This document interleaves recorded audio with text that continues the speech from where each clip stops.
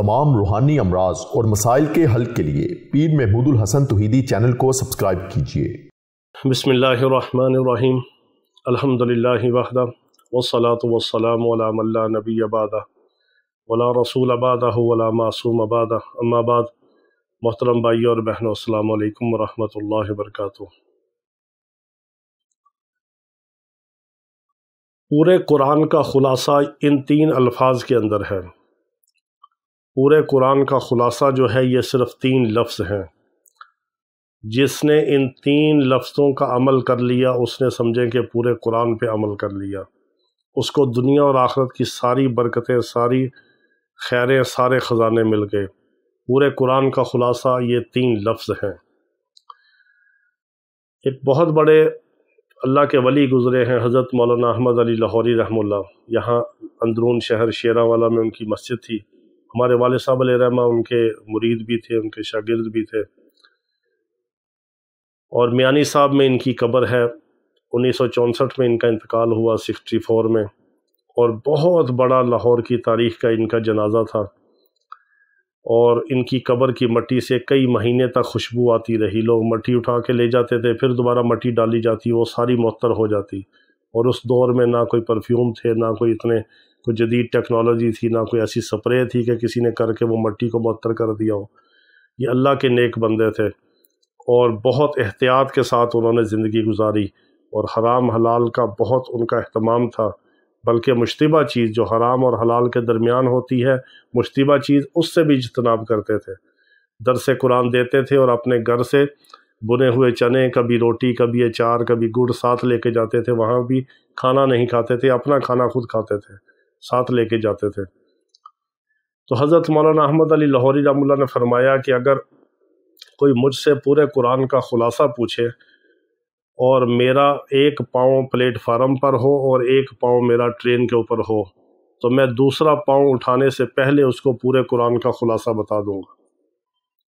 यानी ट्रेन रवाना होने वाली हो या हो चुकी हो, और एक पाँव ट्रेन के ऊपर हो और एक पाँव ज़मीन पर हो, उसको उठाते उठाते मैं पूरे कुरान का खुलासा बता दूंगा, तीन अल्फाज के अंदर, तीन जुमलों के अंदर।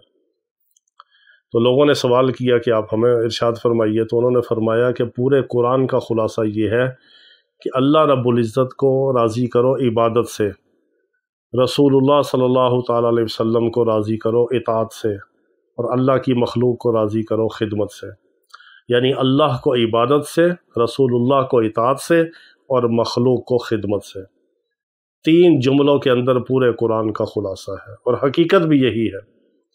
जितने भी अहकामात हैं वो अल्लाह की इबादत है। फिर उसमें माली इबादत है, कौली इबादत है, बदनी इबादत है। फिर रसूलुल्लाह सल्लल्लाहु अलैहि वसल्लम की जितने भी अहादीस मुबारका हैं, जितने भी मुबारक आमाल हैं, मुबारक सुन्नतें हैं, वो आप अलैहिस्सलातु वस्सलाम की इताअत है। इताअत और फर्माबरदारी मोहब्बत के साथ जो की जाए वही बाइस नजात है। और अल्लाह के बंदों के साथ जितने मामलात हैं, हकूकुल इबाद में से हैं, मखलूक के साथ जितने मामलात हैं, उनके हकूक़ हैं, लेन देन है, सिला रहमी है, और मुआशरती निज़ाम है, मुआशी निज़ाम है, ये सारा मखलूक की खिदमत में दाखिल है। अगर आप सारे काम जो आपने करने हैं अल्लाह के बंदों के साथ करने हैं, जितने भी मामलात हैं, इनको अगर आप खिदमत के जज्बे के साथ करेंगे तो ये आपका दीन है। और यही पूरे कुरान का खुलासा है कि अल्लाह को इबादत से, रसूलुल्लाह को इताअत से और मखलूक को खिदमत से राज़ी कर लो। तो हमें भी चाहिए कि हम इन तीन कामों का अहतमाम करें। गोया हमने पूरे कुरान के ऊपर, पूरे दीन के ऊपर, पूरी शरीयत के ऊपर, सारे अहकामात के ऊपर, सारी सुन्नतों पर अमल कर लिया।